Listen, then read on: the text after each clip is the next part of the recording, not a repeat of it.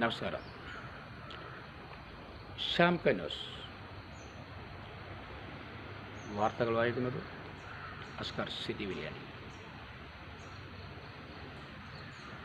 പ്രധാന വാർത്ത, ഇന്നത്തെ ചർച്ചയായ പ്രധാന വാർത്തയാണ് ആദ്യമായിട്ട് പറയുന്നത്. ബെൻസ് കാറിൽ നിന്ന് വന്ന് പിച്ചച്ചട്ടിയിൽ കൈയിടുന്നവനെ എന്ത് ചെയ്യണം? അതാണല്ലോ ഇന്നത്തെ വിഷയം. സാധാരണക്കാരൻ്റെ പെൻഷൻ തുക അടിച്ചു മാറ്റുന്ന ഉദ്യോഗസ്ഥർ ഇപ്പോൾ 1500 ഉദ്യോഗസ്ഥരുണ്ട് എന്നാണ് പറയുന്നത്. അവർക്കെതിരെ സർക്കാർ എന്ത് നടപടിയെടുത്തു? ഇന്ന് അറിഞ്ഞു, ക്രൈം ബ്രാഞ്ച് അന്വേഷിക്കുന്നുണ്ട്. അന്വേഷണം എവിടം വരെ എത്തും?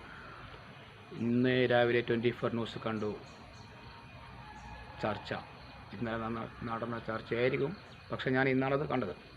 അതിൽ പറയുന്നുണ്ട്, തെറ്റ് ചെയ്തവനെ ശിക്ഷിക്കണം, അതായത് പുറത്താക്കണം എന്ന് തന്നെ. അവരെ പേര് ജനങ്ങളെ മുന്നിൽ എത്തിക്കണം. അതല്ലെങ്കിൽ ഈ സർക്കാർ തൊഴിൽ ചെയ്യുന്ന ആൾക്കാർ, ഉദ്യോഗസ്ഥന്മാർ 5 ലക്ഷത്തി സംതിങ് ആളുണ്ട് എന്നാണ് പറയുന്നത്. ഉദ്യോഗസ്ഥന്മാർ അവരും കൂടി ഇതിൽ എന്ന് പറയേണ്ടത് പറഞ്ഞാൽ, ഈ കള്ളത്തരം ചെയ്ത ആൾ, പൈസ അടിച്ചു മാറ്റിയ ആളെ നിലവിൽ അതായത് നിയമത്തിൻ്റെ മുന്നിൽ കൊണ്ടുവന്നിട്ടില്ലെങ്കിൽ, അവരെ പേര് പുറത്ത് പറഞ്ഞിട്ടില്ലെങ്കിൽ, എല്ലാ ഉദ്യോഗസ്ഥന്മാരും ജനങ്ങളുടെ മുന്നിൽ ഒരു സംശയ നിഴലായി മാറും. ആയതുകൊണ്ട് ഈ തെറ്റ് ചെയ്തവനെ നിയമത്തിൻ്റെ മുന്നിൽ കൊണ്ടുവരണം, അവനെ ഡ്യൂട്ടിയിൽ നിന്ന് പിരിച്ചുവിടണം. അങ്ങനത്തെ ആൾക്കാരെ ഞങ്ങളെ നാടിന് ആപത്താണ്. പാവപ്പെട്ടവൻ്റെ പെൻഷൻ തുക കൈപ്പറ്റി അതും ലക്ഷങ്ങൾ ശമ്പളം വാങ്ങുന്ന ആൾക്കാരാണ് ചെയ്യുന്നത്. കേവലം 1600 രൂപയാണ് പാവങ്ങൾക്ക് കിട്ടേണ്ട പൈസ. ആ പൈസ ഇവരെ അടിച്ചു മാറ്റി സുഖമായിട്ട് ജീവിക്കുന്നു. എന്തുകൊണ്ട് ഇതുവരെ അത് കണ്ടെത്തിയില്ല? ഇപ്പം അങ്ങനെ കണ്ടെത്തി.